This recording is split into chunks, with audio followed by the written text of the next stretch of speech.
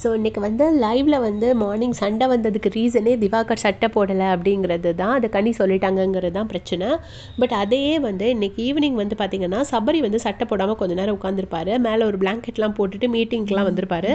அதை பார்த்துட்டு நிறைய பேர் கேட்டிருந்தாங்க, கனி வந்து குரூப்பிசம் பண்ணுறாங்க, சபரி சட்டை இல்லாமல் இருக்கும்போது எதுவுமே சொல்லலை, பட் திவாகர் சட்டை இல்லாமல் இருக்கும்போது அதை சொன்னாங்க அப்படின்னு சொல்லியிருந்தாங்க.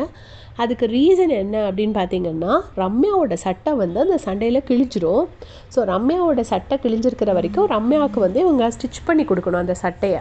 அந்த சட்டையை ஸ்டிச் பண்ணி கொடுக்கறதுக்காக சபரியோட சட்டையை ரம்யா போட்டிருப்பாங்க, ரம்யாவோட சட்டையை கனி ஸ்டிச் பண்ணுவாங்க. கனி ஸ்டிச் பண்ணி அந்த சட்டை ரெடியானோடனே ரம்யா அதை வாங்கிப்பாங்க, சபரி வந்து அவரோட சட்டையை போட்டுப்பார். இதுதான் அதோட ரீசன். இது தெரியாமல் நிறைய பேர் வந்து ஐயோ குரூப்பிசம் ஃபேவரட்டிசம்னு பயங்கரமாக திட்டு நிறைய இது மெசேஜஸ் எல்லாமே நான் பார்த்தேன். ஸோ அது வந்து இதுதான் ரீசன். லைவ் பார்த்தவங்களுக்கு தெரிஞ்சிருக்கும், ரம்யாவோட சட்டை கிழிஞ்சதும் அது தைக்கிறதுக்காக தான் கனி வந்து அந்த சட்டையை நீங்கள் பார்த்தீங்கன்னா கனி வந்து அந்த வீடியோலேயே வந்து தைச்சிட்ருப்பாங்க.